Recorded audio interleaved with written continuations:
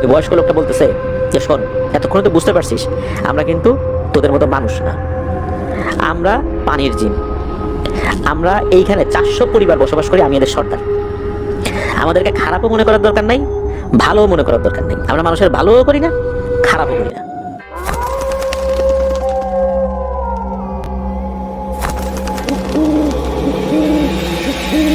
ওনার বাড়ি জামালপুর জেলার সদর উপজেলার 8 নং বাঁশচড়া ইউনিয়নের বটতলা গ্রামে। উনি বর্তমানে গাজীপুরে একটি চাকরিতে কর্মরত রয়েছেন।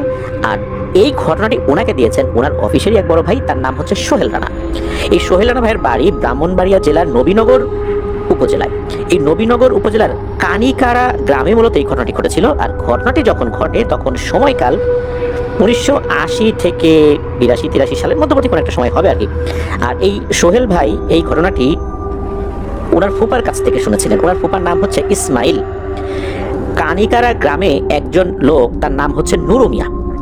তো ওনার বাড়ি হাওর অঞ্চল হওয়ায় উনি বর্ষা মৌসুমে মাছ ধরতেন আর শীতের সময় কৃষি কাজ করতেন।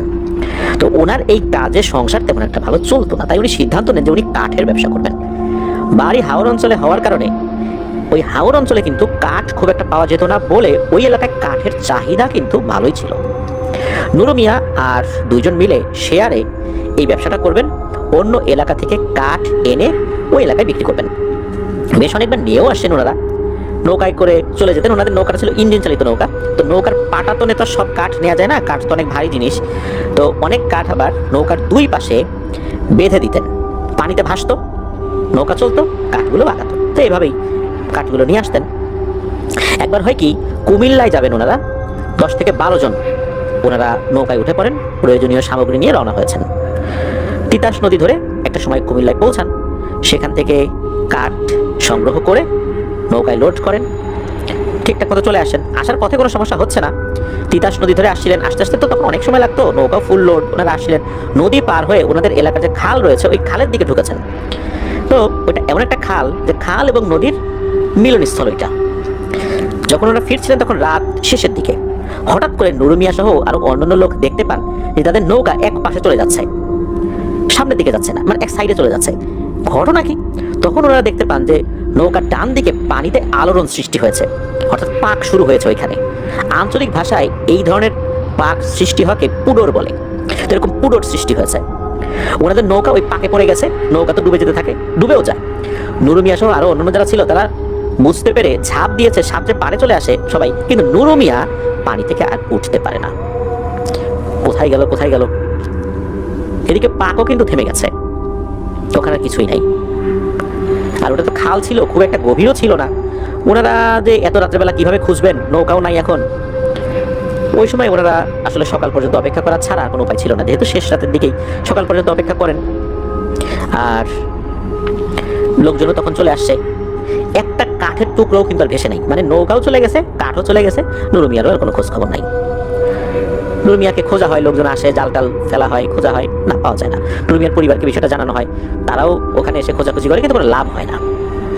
এরপর যেটা হয় সেটা আসলে অনেকেই বুঝতে পারে না এই ঘটনাটা কি হবে আর কি। মোটামুটি 3 দিন পার হয়ে গেছে। হঠাৎ করে ভোরের দিকে নুরু মিয়া বাড়িতে এসে উপস্থিত। নুরু মিয়ার ওয়াইফকে যখন নুরু মিয়া ডাকাডাকি শুরু করেছে, দরজা খুলে নুরু মিয়াকে দেখে তো নুরু মিয়ার ওয়াইফ খুবই অবাক, আনন্দে আত্মহারা, স্বামী ফেরত এসেছে, বাচ্চা কাচ্চা তো তাদের বাবাকে ফেরত পেয়েছে, আনন্দে কান্নাকাটি শুরু করে দিয়েছে। 3 দিন পর আসছে নুরু মিয়া। সবাই জিজ্ঞেস করে কোথায় ছিলা, নুরু মিয়া তো বলে যে না ছিলাম আর কি এক জায়গায়, এখন কিছু বলা যাবে না। সকালবেলা উঠেই নুরু মিয়া বলে যে একটা গরু কিনতে হবে, চলে যায় গরু কিনতে, গরু কেনেও। এরপর কিছু লোকজনকে ডাকে যে সবাই আসো, ওই কাঠগুলো আমাদের আনতে হবে। কাঠ আনতে হবে কিভাবে, কাঠ তো পানিতে ডুবে গেছে, আর যেখানে ডুবেছে ওখানে তো কাঠ খুঁজে পাওয়ার কথা, কিন্তু তারা কিন্তু কোনো কাঠ খুঁজে পায়নি, নৌকা খুঁজে পায়নি। নুরু মিয়া কোনো কথা বলে না, বলে চলো আমার সাথে। যখন মাগরিবের আজান হয়ে গেছে, অন্ধকার নেমে এসেছে, তখন নুরু মিয়া ওই যে জায়গাটাতে আর কি নৌকা ডুবে গেছিল ওই জায়গাতে দাঁড়িয়েছিলেন আর কি, আরো বেশ কিছু লোকজন সেখানে ছিল। তখন নুরু মিয়া কি করেছেন, ওই গরুর গলা থেকে রশিটা খুলে দিয়েছেন। গরু কিন্তু অন্য কোথাও গেল না, সোজা পানির মধ্যে নেমে গেল। পানির মধ্যে নেমে পানিতে ডুব দিয়ে দিল। ওই গরু আর ভেসে উঠল না। হঠাৎ করে পানির মধ্যে এক ধরনের বড় বড় বুদবুদ সৃষ্টি হয়, শব্দ হচ্ছে। হঠাৎ করে পানির মধ্যে থেকে নৌকা এবং কাঠ ভেসে ওঠে। এটা দেখে সবাই তো অবাক হয়ে যায়, কি ব্যাপার, এটা কি হলো? নৌকাটা কাঠ সমেত আস্তে আস্তে আস্তে আস্তে তীরে চলে আসে, যেখানে নুরু মিয়া সহ আর অন্যান্য লোক দাঁড়িয়ে ছিল। কি হইলো না হইলো, নুরু মিয়া কাউকে কিচ্ছু বলে না। উনি আগের মতো কাঠের ব্যবসা করতেছে ঠিকঠাক মতো। অনেক মানুষ জিজ্ঞেস করে, উনি কোনো উত্তর দেয় না। বিষয়টা উনি এড়িয়ে চলেন, কারো মানে এই সংক্রান্ত কোনো বিষয়ে উনি কাউকে কোনো কিছু উত্তর দেন না। শেষ বয়সে এসে এই বিষয়টা উনি বলেছিলেন, ঘটনাটা কি হয়েছে। উনি বলেন যে উনি যখন ঝাঁপ দিয়েছিলেন, অন্যরা তো উঠে চলে গেছে, তো উনি ঝাঁপ দেওয়ার পর মনে হচ্ছে উনি আস্তে আস্তে পানির নিচে তলিয়ে যাচ্ছেন। হঠাৎ করে মনে হলো উনি নিঃশ্বাস নিতে পারছেন, আর তখন ওনার সেন্স আর কাজ করছে না, অর্থাৎ জ্ঞান হারিয়ে ফেলেছেন। ওনার যখন জ্ঞান ফেরত আসে, তখন উনি দেখেন যে উনি পাটির মতো অর্থাৎ মাদুরের মতো কোনো একটা জিনিসের উপরে উনি শুয়ে আছেন। ওনার চতুর্দিকে বেশ কিছু লোক খুব উৎসুক দৃষ্টিতে তাকে দেখছে। আর সবগুলো লোকই লম্বা লম্বা, চেহারা মানুষের মতো হলেও চেহারার মধ্যে কিছু অস্বাভাবিকতা রয়েছে, যেমন মাথাটা অস্বাভাবিক রকমের লম্বা, চোখগুলো বড় বড়, এরকম আর কি। এর মধ্যে কি হয়, একজন লোক খপ করে নুরু মিয়ার হাতটা ধরে টেনে তুলে হাত ধরে টানতে টানতে সামনের দিকে নিয়ে যায়। দেখে সামনে একটা বিশাল প্রাসাদ। তো প্রাসাদের মধ্যে ঢুকতেই মনে হলো বাইরের থেকে ভেতরের জায়গা আরো বেশি বড়। তো ওর ভিতরে যখন ঢুকে পড়েছেন, তখন দেখা গেল ওইখানে আরো বেশ কিছু মানুষের মতো অবয়ব রয়েছে। তারা বেশ বয়স্ক, গোল হয়ে বসে কোনো কিছুর পরামর্শ করছে। এর মধ্যে একজন বয়স্ক, মানে সবচেয়ে বয়স্ক, যে তার মাথার চুলগুলো লম্বা লম্বা সাদা সাদা, ওনারা কিছু একটা খাবার বেড়ে দিচ্ছিলেন আর কি একজন আরেকজনকে। তো ওই বয়স্ক লোকটা বলে, এদিকে আয়। এর কণ্ঠস্বরটা খুবই ভয়ঙ্কর রকমের, মানে কর্কশ। এদিকে আয় এই বলে একটা বাটি হাতে ধরিয়ে দিয়েছে নুরু মিয়াকে। তো নুরু মিয়া বাটিটা হাতে নিয়ে দেখেন যে কলা এবং ভাত একসাথে চটকালে যেরকম হয় ওই রকম। বলে যে না, এটা খা, কি ক্ষুধার্ত। নুরু মিয়া কোনো কথা না বলে যখন এটা মুখে দিয়েছেন, মনে হলো এটা খুবই সুস্বাদু, উনি পুরোটা খেয়ে নেন। খেয়ে নেওয়ার পর ওই বয়স্ক লোকটা বলতেছে যে শোন, এতক্ষণ তো বুঝতে পারছিস আমরা কিন্তু তোদের মতো মানুষ না, আমরা পানির জিন। আমরা এইখানে 400 পরিবার বসবাস করি, আমি এদের সর্দার। আমাদেরকে খারাপও মনে করার দরকার নাই, ভালোও মনে করার দরকার নেই। আমরা মানুষের ভালোও করি না, খারাপও করি না, আমরা আমাদের মতো থাকি। মূলত তোরা যখন এদিক দিয়ে যাচ্ছিলি, তোরা তো এর আগে অনেকবার গেছিস, তাতে তো আমাদের কোনো অসুবিধা হয়নি। কিন্তু তোরা যখন যাচ্ছিলি তখন আমাদের কিছু আত্মীয় স্বজন বেড়াতে আসতেছিল আমাদের এই জায়গায়। তো ওরা যখন পানির মধ্যে নেমেছে, তখন ওখানে একটা পাক সৃষ্টি হয়েছে। এটা মনে করার কোনো কারণ নাই যে আমরা তোদের নৌকাকে এখানে নিয়ে আসছি বা তোকে ইচ্ছা করে নিয়ে আসছি। তো ওই পাকের মধ্যেই তোরা পড়ে গেছিস, আর নৌকাটাও ডুবে যায়। সবাই চলে যেতে পারলো, তুই যেতে পারিস নাই, তুই চলে আসিস, তোকে আমরা ইচ্ছা করে আনিনি। এখন তুই তো চলে আসছিস সেখানে, নিয়ম অনুযায়ী তোকে আমরা ফেরত দিতে পারি না।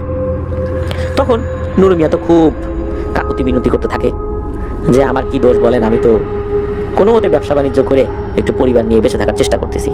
আপনি যদি আমাকে ফেরত না দেন, মেরে ফেলেন, আমার বউ বাচ্চাদের কি হবে? ওরা তো জানবেও না কখনো যে আমার কি হইল, আমাকে ছেড়ে দেন। একটা পর্যায়ে এসে বলে যে ঠিক আছে, যা, তোকে ছেড়ে দিব, তবে একটা শর্ত আছে, যেহেতু ছেড়ে দিব, তোর জীবনটা আমরা ফিরাই দিলাম, আমাদেরকে একটা জীবন দিতে হবে, তবে সেটা কোনো মানুষের জীবন না।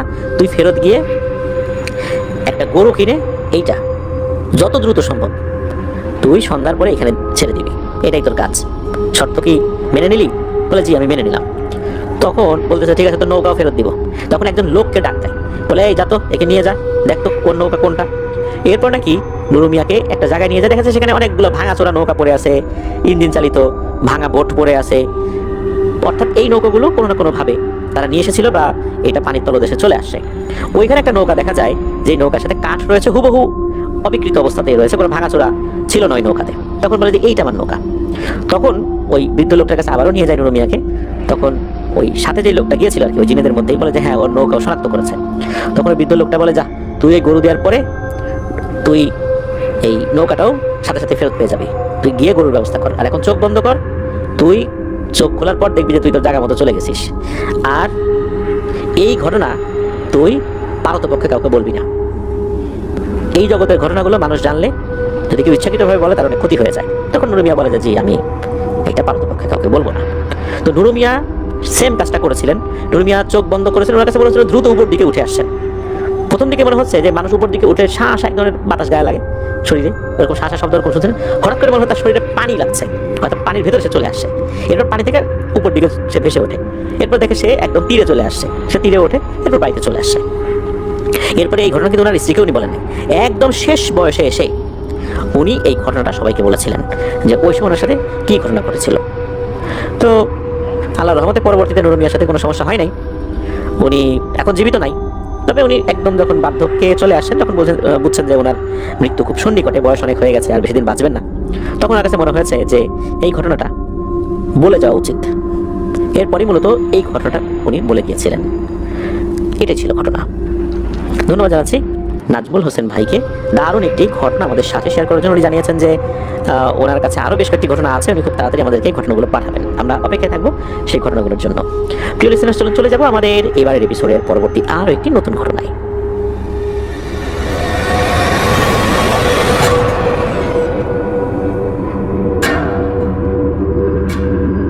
প্রিয় লিসেনার্স, এখন যে ঘটনাটি আপনাদের সাথে শেয়ার করব, এই ঘটনাটি আমাদেরকে পাঠিয়েছেন একজন রেমিটেন্স যোদ্ধা ভাই। ওনার নাম আশরাফুল ইসলাম। ওনার বাড়ি লক্ষ্মীপুর জেলার দত্তপাড়াতে। উনি বর্তমানে ওমানের রাজধানী মাস্কাটে রয়েছেন। মাস্কাট শহরের আল খায়ের মসজিদের পাশে রেড ট্যাগ বিল্ডিং রয়েছে, সেখানে একটি কোম্পানি রয়েছে যার নাম হচ্ছে ফান জোন। এই ফান জোন কোম্পানিতে উনি বোলিং যেই এন্টারটেইনমেন্ট সেগমেন্টটা রয়েছে সেটায় কর্মরত রয়েছেন।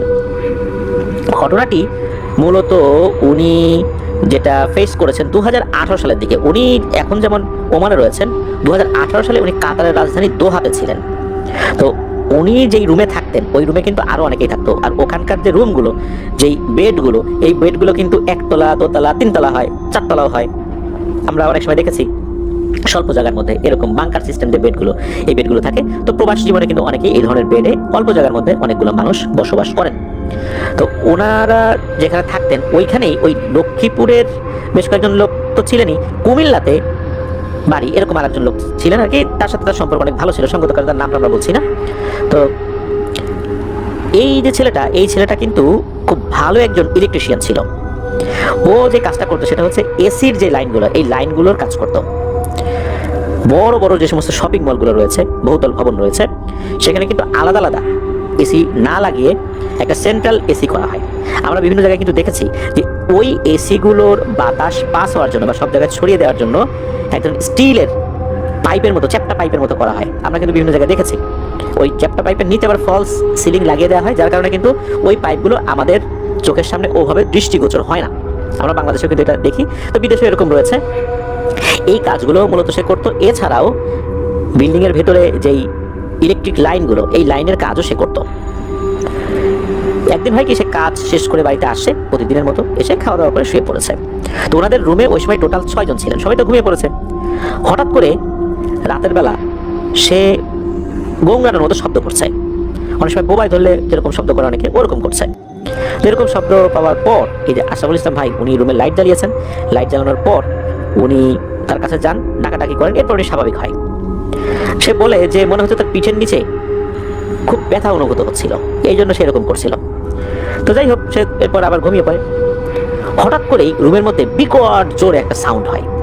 এই সাউন্ডে রুমের সবাই ঘুম থেকে উঠে যায়। সবাই ঘুম থেকে উঠে লাইট জ্বালিয়ে দেখে ওনাদের খাওয়ার যে হাঁড়ি পাতিলগুলো রয়েছে, এই হাঁড়ি পাতিলগুলোর মাঝখানে সে এসে পড়ে রয়েছে। আর তার পিঠে চাবুক দিয়ে পেটালে যেরকম দাগ হয়ে যায়, বা বেত বা রড দিয়ে পেটালে যেরকম দাগ হয়ে যায়, ওরকম দাগ। ঘটনা কি, হঠাৎ করে সেই রকম অবস্থা, সেন্সলেস অবস্থায় পড়ে রয়েছে। তারপর তার জ্ঞান ফেরানো হয়। ওই রাত্রেই মসজিদের হুজুরের কাছে নিয়ে যাওয়া হয়। উনি কিছুটা ঝাড়ফুঁক করে দেন, এরপরে তাকে বাসায় নিয়ে আসা হয়। তো ওই সময় কাতারের দোহাতে যেই জায়গাতে ওনাদের বাসা ছিলেন, সেটা হচ্ছে এই দোহার জায়দা টাওয়ার নামে একটা টাওয়ার রয়েছে, অর্থাৎ ভবন রয়েছে। তো ওইটার পাশে ওনাদের থাকার জায়গা ছিল। পরের দিন সে ডিউটিতে যায় নাই, ছুটি নিয়েছিল। এরপরে ডিউটিতে গিয়েছে। ডিউটিতে যাওয়ার পর আবার যখন ফেরত আসছে, গভীর রাত্রে সে আবার ওরকম গোংগানোর আওয়াজ করেছে। এরপর যখন আশরাফুল ইসলাম ভাই সবার অনেকে লাইট জ্বালিয়ে তার কাছে গিয়েছেন, কি হয়েছে, তো সে বলছে যে কেউ নাকি তার গলা চেপে ধরেছে, আর এই কারণেই এরকম সমস্যা হচ্ছে। তো ওই রাত্রে আবারও সে ঘুমিয়ে যায়, আর তেমন কোনো সমস্যা হয়নি। তবে প্রতি রাত্রেই এই ধরনের সমস্যা দেখা যাচ্ছিল। এক রাত্রে যেটা হয়, মানে তার ভাষ্য অনুযায়ী, সেটা হচ্ছে সে ঘুমিয়েছিল, হঠাৎ করে দেখলো যে তার ঘুম ভেঙে গেছে। এবং ঘুম ভাঙার পর সে দেখে যে ওই রুমের যে দরজা, এই দরজা খুলে গেল একাই। সাদা জুব্বা পরা একটা লোক, সাধারণত অ্যারাবিয়ানরা যে লম্বা জুব্বাগুলো পরে না, ওই রকম জুব্বা, মাথায় টুপি নাই, তার দাড়িও নাই, একটা যুবক বয়সী একজন মানুষ, তার চোখগুলো অনেক বড় বড়। সে ওই রুমে প্রবেশ করলো, আর রুমে প্রবেশ করার পরপরই ওই ছেলেটার গলা চিপে ধরলো। গলা চিপে তাকে তার যেই থাকার জায়গা সেখান থেকে বের করে ছুঁড়ে মেরেছে আরেক জায়গায়। সে আরেক জায়গায় গিয়ে পড়েছে। এরপর ওখান থেকে উঠে নিয়ে আরেক জায়গায় ছুঁড়ে মেরেছে। এই যে তাকে ছুঁড়ে ছুঁড়ে মারছে, সে ব্যথা পাচ্ছে, অথচ ওই রুমের মধ্যে কিন্তু আরো 5 জন ছিল, সে সহ 6 জন। এই 5 জনের কেউ কিছুটা টের পাচ্ছে না। সকালে যখন ওনারা ঘুম থেকে উঠেছেন, তারা দেখছেন যে এই ছেলেটা তার ঘুমের জায়গাতে শুয়ে আছে, তার কোনো নড়াচড়া নাই। চিন্তা করছে যে হয়তো তার শরীর খারাপ লাগছে এই জন্য। তো ওই সময়ে তারা ডাকেন নাই। দুপুরের দিকে তারা যখন লাঞ্চ করার জন্য আসছেন, যেহেতু তাদের ওই সময় যেখানে ওই দোহার যেখানে কাজ ছিল, থাকার জায়গাটা একদম কাছাকাছি, তো দুপুরে লাঞ্চ করার জন্য আসছেন, তখনও দেখেন সে ঘুমাচ্ছে। এরপর তারা যখন তাকে ডাকাডাকি শুরু করেছে, কোনোভাবেই তো তাকে আর উঠানো যায় না, তখন আর বুঝতে পারে ওর সাথে ভালো কিছু হয় নাই। এদিকে তার পরিবারকে তো বিষয়টা জানাতে হবে, এই অবস্থা কি করবেন, কোম্পানিতেও জানাতে হবে। তার পরিবারের ফোনে যখন ফোন দেওয়া হয়, ওই হোয়াটসঅ্যাপ বা অন্যান্য যেই মেসেঞ্জার বা যেভাবে সে যোগাযোগ করতো আর কি, তখন তারা জানালেন যে তাকে দ্রুত যেন হসপিটালে নিয়ে যাওয়া হয়। এরপর তাকে হসপিটালে নিয়ে যাওয়া হয়েছিল। হসপিটাল থেকে যখন তাকে রিলিজ করা হয়, প্রতিনিয়তই নাকি একই সমস্যা হতো। আর এই যে তাকে যে এক জায়গা থেকে আরেক জায়গা ছুঁড়ে ফেলতো, এটা কিন্তু অন্যরা কেউ বুঝতেই পারতো না। এক রাতে হয় কি, সে জেগেছিল, কারণ হচ্ছে তার একটা ধারণা ছিল যে এই লোকটা আসে রাত 2:30টার দিকে, সে রাত 2:30টা পর্যন্ত জেগে থাকবে, সে দেখবে যে সে আসে কিনা। সে জেগে আছে। এক রাতে দেখে যে দরজা একা একাই খুলে গেল, তবে এইবার 3 জন আসলো, সামনের দিকে 2 জনের, পেছনের দিকে ওই লোকটা, যেই লোকটা প্রতি রাত্রে এসে তার উপর নির্যাতন করে। তো ওরা ঢুকেই সালাম দিল ওই ছেলেটাকে, সে সালামের উত্তর নিল। তখন একজন বলছে যে এই যে 3 জন আমাদেরকে দেখছে, আমরা 3 জন আপন ভাই, আমি এদের মধ্যে বড়, আর তোমার উপর যে নির্যাতন করছে সে আমার ছোট ভাই। তুমি একটা ভুল করে ফেলেছিলে, সেটা হচ্ছে তুমি একটা বিল্ডিং এ কাজ করছিলে, তুমি যখন বিল্ডিং কাটার জন্য একটা মেশিন ব্যবহার করছিলে, ওই জায়গাতে আমার এই ছোট ভাইয়ের ছেলে খেলাধুলা করছিল, হঠাৎ করে ওই মেশিনটা লেগে ওর হাতের একটা জায়গায় কেটে যায়, আর ও তো ছোট, কান্নাকাটি করছে, ওর রক্ত বের হয়েছে। এটা দেখার পর বাবা হিসাবে তো তার মেজাজ স্বাভাবিকভাবেই ঠিক থাকবে না, যদিও তুমি এটা ভুল করেছো, আর এই কারণেই ও তোমার উপর এসে এইভাবে নির্যাতন করছে। ওকে সাথে নিয়ে এসেছি, ওর তরফ থেকে আমরা ক্ষমা চাচ্ছি, আমরা ওকে বুঝাবো, আশা করি ও তোমার উপর আর এরকম কাজ করবে না। এই বলে তারা 3 জন চলে যায়। কিন্তু সমস্যা হয় কি, যে 2 দিন ঠিক থাকলো, 3 দিনের দিন বা তৃতীয় রাত থেকে আবার একই সমস্যা। চতুর্থ রাতে আবার ওই বড় ভাই একাই আসে, এসে তাকে বলে যে আমার এই ভাইটা অত্যন্ত জেদি প্রকৃতির, আমার মা বাবাও ওকে আসলে ওইভাবে মানাতে পারে না, আসলে তার সন্তানের হাত কেটে গেছে, রক্ত বের হয়েছে, ও কোনোভাবে মানতে চাচ্ছে না। এখন একটাই পরামর্শ দেই, তুমি বাড়িতে চলে যাও, তুমি বাড়িতে গেলে ও আর তেমন কোনো ক্ষতি করতে পারবে না, আমরা কথা দিচ্ছি যে ওকে সশরীরে তোমার কাছে গিয়ে আর নির্যাতন করতে দেবো না ইনশাল্লাহ। এখন এই কথা শোনার পর ওই ভাই কিন্তু বলছেন যে আমি কিভাবে বাড়িতে যাব, 5 লক্ষ টাকা ঋণ করে আমি আসছি, এখনো ঋণের টাকা শোধ হয় নাই, আমি বাড়িতে গেলে এই টাকা আমি কিভাবে শোধ দেবো। তখন তারা বলছেন যে আসলে তোমার বাঁচার জন্য এই একটা উপায় আছে, তোমার ঋণের টাকা শোধ তো আমরা দিতে পারবো না, এই পরামর্শটাই দিই, তুমি চলে যাও। এরপর নাকি উনি চলে আসেন, দেশে চলে আসেন। বর্তমানে উনি অলিম্পিক যে কোম্পানি রয়েছে এখানে কর্মরত রয়েছেন। দেশে আসার পর ওনার সাথে ওই ধরনের কোনো সিরিয়াস ঘটনা না ঘটলেও এখনো নাকি ঘুমের মধ্যে ওই অব্যয়টা তাকে ভয় দেখায়, এছাড়া অন্য কোনো সমস্যা তার নেই। এই যে আশরাফুল ভাই, উনি আমাদেরকে এটাও জানিয়েছেন যে কাতারে নাকি অনেক বড় বড় ভবন রয়েছে, যেখানে প্যারানর্মাল সমস্যার কারণে অনেক বিল্ডিংই ফাঁকা পড়ে থাকে, সেখানে কেউ থাকে না বা থাকতে পারে না। আর যে ওমানে যে উনি আছেন, সেখানে নাকি এরকম অনেক ভবনই রয়েছে, তৈরি করা হয়েছে, বাট সেটা আর ব্যবহার করা যাচ্ছে না এই ভুতুড়ে সমস্যার কারণে। আরেকটা ব্যাপার, সেটা হলো এই যে এই ছেলেটাকে প্রতিনিয়ত এই যে নির্যাতন করছিল, রুমের মধ্যে এক জায়গা থেকে আরেক জায়গা ছুঁড়ে ফেলছে, এইটা শুধু একবারই বুঝতে পেরেছিলেন যখন ওই যে হাড়ি পাতিলের উপর পড়েছে, টনটন আওয়াজ হয়েছে, ওনারা উঠে পড়েছে। এছাড়া এই যে রুমে এক জায়গা থেকে আরেক জায়গা ছুঁড়ে মারছে, তাকে নাকি এক জায়গা থেকে আরেক জায়গা ছুঁড়ে মারলে অনেকের গায়ের উপরে যায় পড়তো, কিন্তু তারা কেউ কিচ্ছুটা টের পেত না, একদম স্বাভাবিক, তারা কিছুই বুঝতে পারতো না। এমনটাই হতো। যাক, আল্লাহর রহমতে এটা থেকে সে অনেকটাই ভালো আছে, অন্য একটা চাকরি করছে, আল্লাহ তাকে ভালো রেখেছেন। আল্লাহর কাছে দোয়া করি যে উনি পরিপূর্ণভাবে এই সমস্যা থেকে নিষ্কৃতি পান, যতটুকু তার সাথে সমস্যা আছে আল্লাহ যেন এই সমস্যা থেকেও তাকে নিষ্কৃতি দেন। প্রিয় লিসেনার্স, চলুন চলে যাবো আমাদের এবারে থার্ড সিরিজের 175তম আয়োজনের পরবর্তী আরো একটি নতুন ঘটনায়।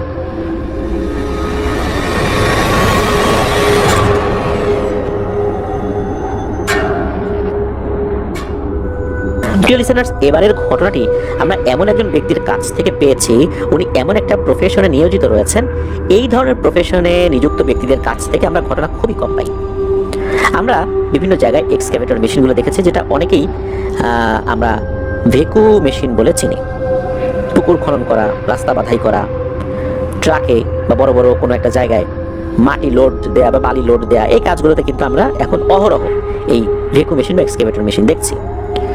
দিন রাত 24 ঘন্টা এই এক্সকেভেটর মেশিন কাজ করছে এমন অনেক জায়গায় কিন্তু রয়েছে।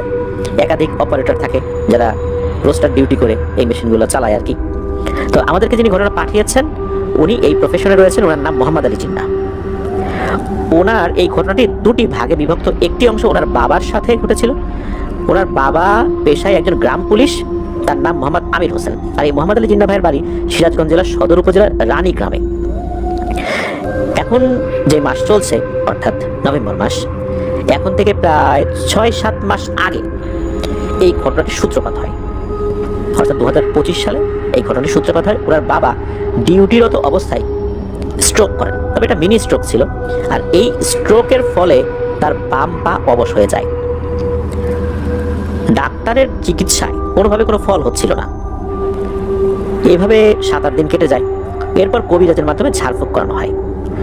কবিরাজ একটা বিষয় বলেন, সেটা হচ্ছে ঝাড়ফুঁকের কাজ হবে না, কারণ আগেই ডাক্তারের চিকিৎসা করানো হয়েছে আর শরীরে সুই ফুটানো হয়েছে, যার কারণে কি এই জিন ভূত রিলেটেড কোনো চিকিৎসা এখন তার শরীরে ওভাবে কাজ করবে না। কবিরাজ এটা জানান যে যদি জিন ভূত রিলেটেড কোনো সমস্যা হয় বা কালো জাদু সংক্রান্ত কোনো সমস্যা হয়, কেউ যদি শরীরে সূচ ফুটায় বা শরীরে কৃত্রিম কোনো অংশ নিয়ে থাকে, যেমন হার্টে কেউ রিং পরালো অথচ তার কালো জাদুর সমস্যা সে বুঝতে পারে নাই, তাকে চিকিৎসা করালেও এইটার ফলাফল নাকি খুব স্লো হয়, এটাই কবিরাজ জানান। তো এই বিষয়টা যখন কবিরাজ জানিয়েছেন, এখন কি করা যায়? এই যে জিন্না ভাই, ওনার সম্পর্কে একজন নানী রয়েছে যিনি কবিরাজি চিকিৎসা করেন, তো তার কাছে নিয়ে যাওয়া হয়। সেই নানীর কাছে কিছু জিন ছিল, সেই জিনদের মাধ্যমে খবর নিয়ে নানী জানান যে এই যে ওনার বাবা মোহাম্মদ আমির হোসেন সাহেব, উনি তো গ্রাম পুলিশ, ওনার আব্বু ইউনিয়ন পরিষদ থেকে উপজেলা অফিসে যাওয়ার সময় যে রাস্তাটা ব্যবহার করেছিলেন ওইখানে নাকি একটা জিন ছিল, তার উপরে পা দিয়ে ফেলেছিলেন। আর এই কারণে ওই জিনটা তার উপর খুবই রাগান্বিত হয়ে তার বাম পাটি অবশ করে দিয়েছে। এরপরে ওই নানী জানান যে এই জিনটা এখন নাকি তার বাবার পরে, অর্থাৎ জিন্না ভাইয়ের বাবার পর জিন্না ভাইয়ের উপরও ক্ষতি করার জন্য রেডি হয়ে আছে। কি করা যায়? আরো ভালো কবিরাজের সন্ধানে ওরা বের হয়েছেন। এরপর একজনকে পেয়েও গেছেন, তার কাছ থেকে চিকিৎসা নিয়েছেন। উনি ওনার মতো করে চিকিৎসা করেছেন। তবে ওনার বাবার সাথে নতুন করে কোনো ঘটনা না ঘটলেও ওনার বাবার পাটা কিন্তু এখনো ঠিক হয়নি। ওনার বাবার জন্য দোয়া চেয়েছেন, আমরা দোয়া করি আল্লাহ তাআলা ওনার বাবাকে দ্রুত সুস্থতা দান করুন। এবার আসি ওনার সাথে যেই ঘটনাটা ঘটা শুরু হলো। এখন ওনাকে তো কাজ করতে হবে, এটাই উনি শিখেছেন, এটার উপর এখন ওনার আয় রোজগার নির্ভর করছে আল্লাহর ইচ্ছায়। উনি একটা কাজ পান, ওই কাজের সুবাদে উনি সিরাজগঞ্জ জেলার তারাস উপজেলার একটা এলাকায়, সেটা সলঙ্গা বলে আর কি, ওই সলঙ্গা এলাকায় একটা পুকুর খননের কাজে যান। ওই পুকুরটা ছিল একটা বিলের মধ্যে, ওখানে মাছ চাষ করা হবে, তো ওই জন্য ওখানে একটা পুকুর খনন করা হবে। ওই বিলের নাম স্থানীয় লোকজনেরা বাপ মরা বিল বলে থাকে। কি কারণে এটার নাম বাপ মরা বিল এটা অবশ্য জিন্না ভাই ঠিকঠাক মতো বলতে পারেন নাই। ওইখানে যখন পৌঁছেছেন তখন পৌঁছাতে সন্ধ্যা হয়ে যায়। ওনারা যে কাজগুলো করেন এই কাজগুলো কিন্তু দিন রাত সবসময় করেন, চেষ্টা করেন আর কি, যেহেতু একটা সময় থাকে যে এই সময়ের মধ্যে কাজটা শেষ করতে হবে, চেষ্টা করেন যে দ্রুত সময়ের মধ্যে কাজটা শেষ করলে আর একটা কাজ পাবেন, সেই কাজটা করবেন। ঘটনাটি শুরু হয় মূলত সন্ধ্যা থেকে, যখন ওনারা সেখানে পৌঁছেছেন। ওখানে একটা পুকুর ছিল, ওই বিলের মধ্যে কিন্তু বেশ কিছু পুকুর ছিল যেগুলো মাছ চাষ করার জন্য খনন করা হয়েছিল। তো ওখানে একটা পুকুরের পাশে ছোট্ট কুড়ে ঘর রয়েছে। এই কুড়ে ঘরেই এই জিন্না ভাই আর ওনার একজন সহকারীকে থাকার ব্যবস্থা করা। ওনার সাথে একজন সহকারী ছিল। বিলের মাঝখানে কিন্তু কোনো ঘর বাড়ি নাই, আর যেগুলো আছে সেগুলো অনেক দূরে দূরে, ওগুলো হেঁটে যেতেও প্রায় আধা ঘন্টার মতো সময় লাগবে। চারদিকে শুধু পুকুর আর পুকুর। ওখানে যখন সন্ধ্যার দিকে পৌঁছেছেন, মাগরিবের আজানের একটু আগে, যখন ওই কুড়ে ঘরের মধ্যে ঢুকবেন তখন জিন্না ভাই দেখেন একটা কালো ছায়ার মতো কিছু একটা ঘরের সামনে দিয়ে চলে গেল। তখনও কিন্তু চারদিকে আলো আছে, মাগরিবের আজান হয়নি তখনও, হবে ভাব বা এখন আজান দেবে এমন একটা অবস্থা। তো উনি কিন্তু এটা স্পষ্ট দেখেছেন। উনি শুধু দেখেছেন, ওনার সহকারী দেখেছেন কিনা এই বিষয়টা জানার জন্য যখন সহকারীকে বলেছেন যে কিছু কি দেখলা নাকি, সামনে দিয়ে কিছু একটা গেল, তো উনি বলেন যে না, তো আমি তো কিছু দেখিনি। তখন উনি বুঝতে পারলেন, অর্থাৎ জিন্না ভাই বুঝতে পারলেন যে এই কালো ছায়ার মতো জিনিসটাকে উনি শুধু একাই দেখেছেন। এরপর আবার মনে হলো যেহেতু উনি একাই দেখেছেন, হয়তো চোখে ভুল দেখেছেন। সন্ধ্যার পর থেকে ডিউটি শুরু করলেন। রাত তখন 10টা কি 10:15টার মতো বাজে আনুমানিক। হঠাৎ করে আশপাশ থেকে পাখির কিচিরমিচির আওয়াজ এই জিন্না ভাই শুনছেন। আশেপাশে তো কোনো পাখি দেখতে পান না, সন্ধ্যার পরে বা এই রাতের বেলা তো পাখি থাকার কথাও না। আশেপাশে গাছগাছালি তো দেখা যাচ্ছে না বিলের মধ্যে। তো পাখি আসবে কোত্থেকে? এরকম আওয়াজ কিন্তু উনি শুনছেন, পাখির আওয়াজ। তারপর উনি কাজ করে যাচ্ছেন। রাত আনুমানিক তখন 1টা কি 2টা বেজে গেছে। হঠাৎ করে গাড়ির ইঞ্জিনে কিছু সমস্যা হচ্ছিল। উনি ভাবলেন যে ইঞ্জিনে সমস্যা হতেই পারে। উনি গাড়িটা ওই সময় বন্ধ করে সবকিছু চেক দিচ্ছিলেন যে ঠিকঠাক আছে কিনা। তো উনি দেখছেন যে না, সবই তো ঠিকঠাক আছে আপাত দৃষ্টিতে যেটা দেখা যাচ্ছে যে সবকিছু ঠিকঠাক আছে। আর যখন কেউ একজন গাড়ি চালায়, কাছাকাছি সহকারী কিন্তু থাকে। সহকারী যখন গাড়ি চালায় তখন কিন্তু মেইন যিনি অপারেটর তিনিও থাকেন, ইনস্ট্রাকশন দিতে হয়। ওই সহকারীকে উনি বললেন যে তুমিও দেখো তো গাড়ি ঠিকঠাক আছে কিনা। উনিও চেক করলেন, উনি বললেন না, গাড়ি তো ঠিকঠাক আছে। এরপর জিন্না ভাইয়ের মনের মধ্যে একটু খটকা লাগে যে অস্বাভাবিক কোনো কিছু মনে হচ্ছে শুরু হচ্ছে ওনার সাথে। এখন এই যে এই গাড়িটা তো অনেকক্ষণ চালিয়েছেন, এখন মনে হলো যে এখন গাড়িটা বন্ধ করে ঘুমানোর জন্য যাই। ওনারা ঘুমানোর জন্য চলে যান। রাতের খাবার দাবার কিন্তু কাজের মাঝখানে খেয়ে ফেলেছেন আর কি। ওনারা যখনই সে কুড়ে ঘরের মধ্যে ঢুকেছেন, হঠাৎ করে মনে হলো কুড়ে ঘরের চালের উপর কে যেন ঢিল মারল। আশেপাশে আধা ঘন্টার রাস্তা পায়ে হাঁটা পথ, এর মধ্যে মানুষের কোনো অস্তিত্ব নাই। আর এই যে এই রাতের বেলা তো কেউই নেই। এত রাতের বেলা কে এই চালের উপর ঢিল মারলো? ঢিল মারার পরপরই চারপাশ থেকে গোংরানির আওয়াজ শুরু হলো। মনে হচ্ছে কোনো কিছু গোংরাচ্ছে আর ওই কুড়ে ঘরের চতুর্দিকে ঘোরাফেরা করছে, মানে ঘুরছে আর গোংরাচ্ছে। সাউন্ড যে আস্তে আস্তে চতুর্দিকে ঘুরপাক খাচ্ছে, এটা কিন্তু ওনারা ঘরের ভিতর থেকে দুজনই বুঝতে পারছিলেন। তখন জিন্না ভাই কি করেছেন, ওনার মোবাইলে সূরা বাকারা চালিয়ে দিয়ে শুয়ে পড়েছেন। এরপর মনে হলো সেই গোংরানির আওয়াজটাও থেমে গেল। বোঝা গেল যে কোনো একটা অশরীরী এখানে থাকলেও এখন আর নাই। দ্বিতীয় দিন ঠিকঠাক মতো কাজ করছেন, স্বাভাবিকভাবে কেটে যায়।